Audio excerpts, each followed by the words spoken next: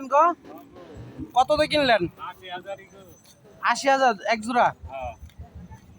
দুইটা তো দেশি জাতের পালার জন্য তো না? দেখেন দেশি জাতের দুটি ষাঁড় বাচ্চা। কত নিল? 80,000, প্রায় 80,000 টাকা পড়ে গেছে।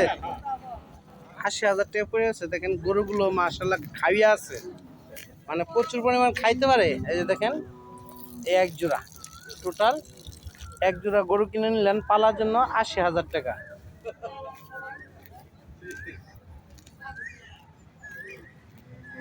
কোন জায়গা থেকে এসেছেন? ভবানটিকি থেকে? পাহাড়ে ভবানটিকি?